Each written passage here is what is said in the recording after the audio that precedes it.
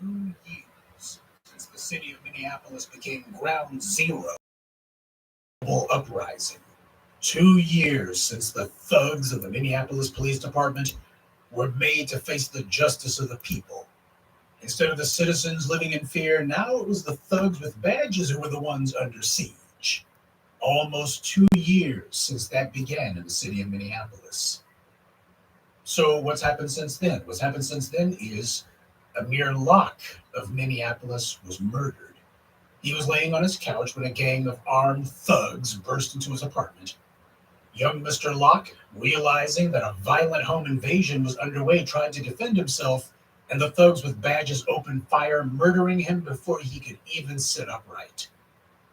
Now, the warrant for this murder is being kept secret. They're keeping this under lock and key. They don't even want to know about it. And these are laws that they're trying to hide behind to do this. So what does that tell you? Though it has come to light that Judge Peter Cahill, the same judge who presided over the trial of convicted murderer Derek Chauvin, was most likely the judge who signed the kill order to murder Amir Locke. As I pointed out on this very channel with my videos investigating the murder of Breonna Taylor, these warrants have to list evidence justifying the attack. That means the judge signed off on whatever rationale the murderers gave. And just like with the murder of Breonna Taylor, the thugs in Minneapolis killed someone who had nothing to do with the alleged reason for their home invasion. But as we all know, this has nothing to do with law enforcement and everything to do with the race war that the local death squads are carrying out. Police across the country are finally being held to account, however modestly. And this process has not slowed down.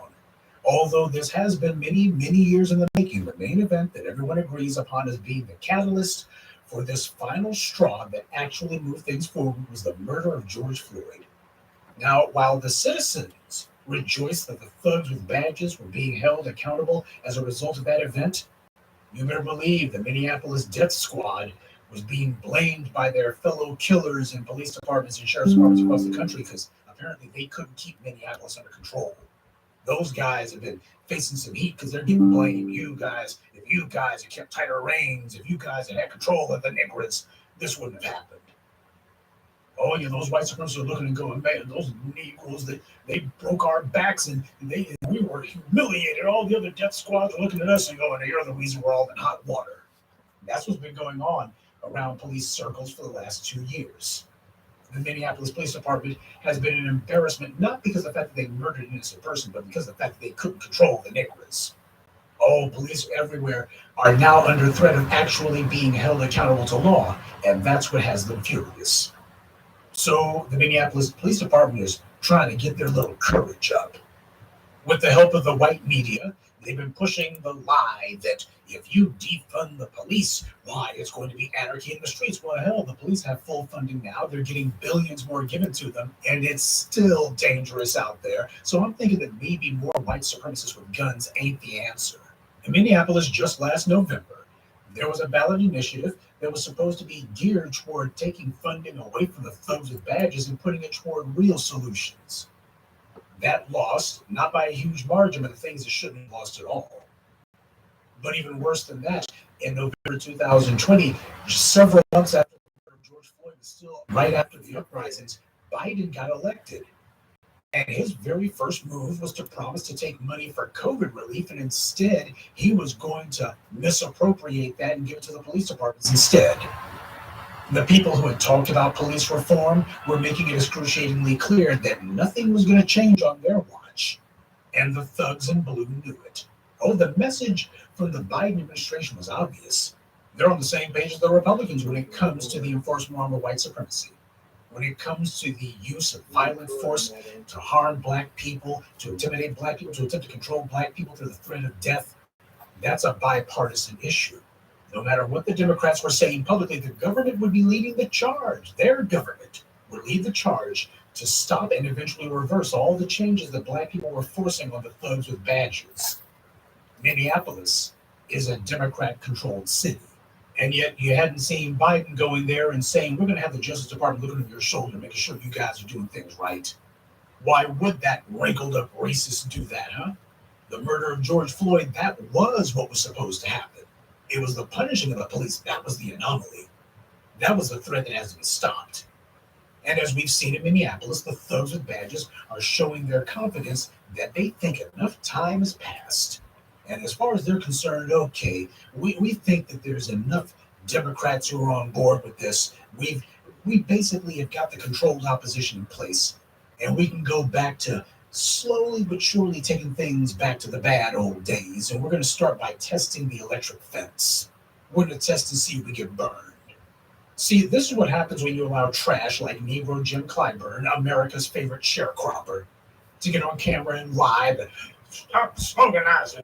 This defund the police thing, that's what cost my boy, Jamie Harrison, the election. It sure as heck couldn't have been my empty policies and all of my stupid little slogans. It was y'all stop sloganizing.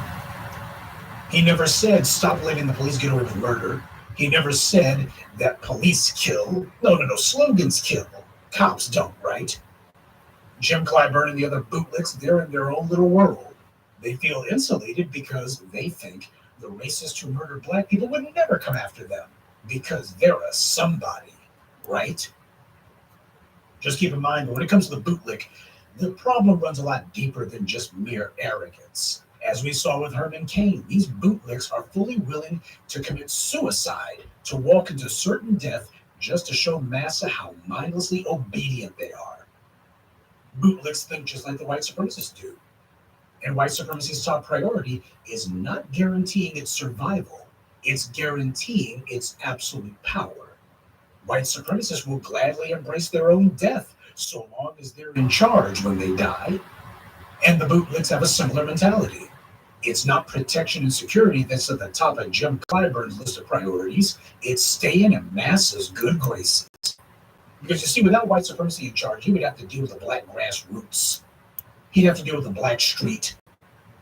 If he didn't have Nancy Pelosi and other folks paying for his annual fish fry, he would have to be facing all of these black folks out here, the real ones.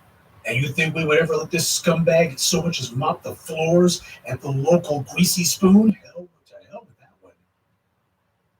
No need to ask whether or not there'd be a fish fry, though his goose would be cooked. Now, the murder of Amir Locke ought to be front page news, and every politician, especially in DC, should be talking about it, but you see a lot of silence from them, especially the congressional black talkers and others. You see, they don't want this to become a front burner issue. They don't want the murder of Amir Locke to be on anyone's lips. They don't want that to be an issue at all, not during an election year. And why is that important? It's not because they think they're going to lose elections. We've already proven in 2020 that punishing the police is a winning issue. And that's the problem that Negro Jim Clyburn and the rest of the black bootlicks have. It is a winning issue. It works.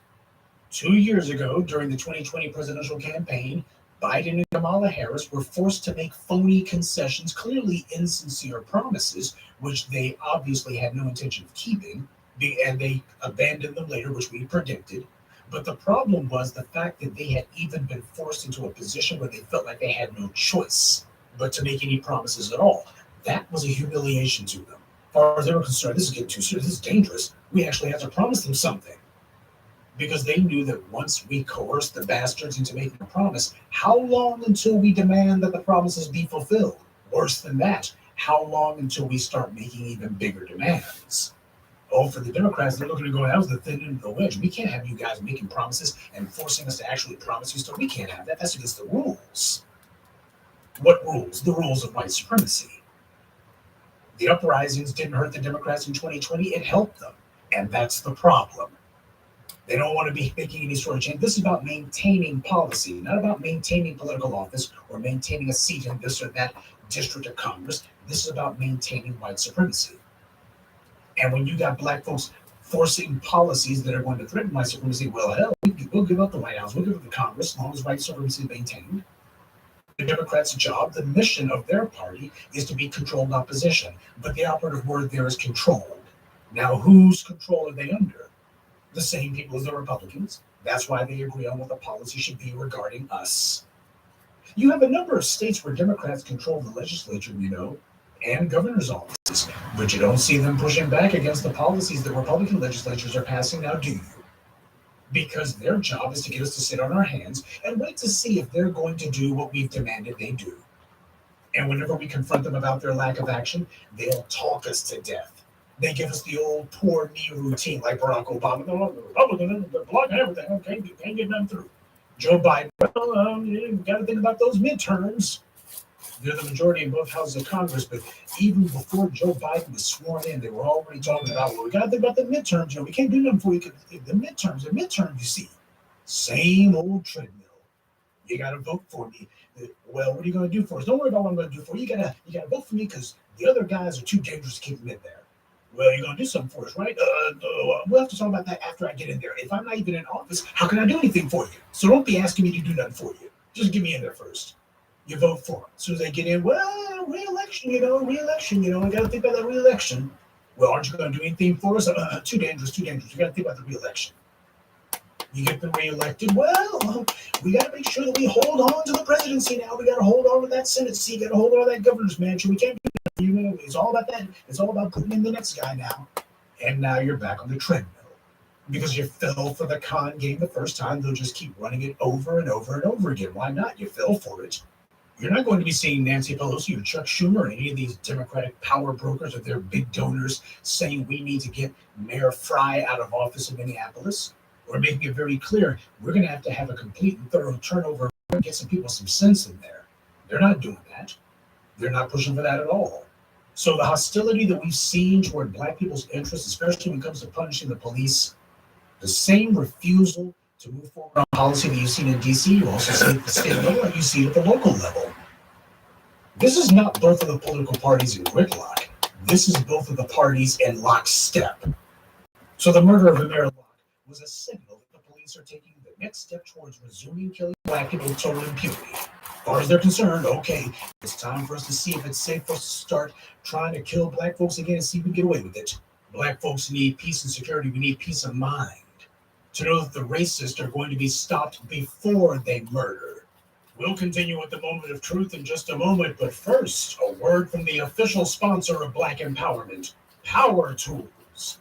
There's no telling when something's going to come up, so make sure you carry your power tools at all times.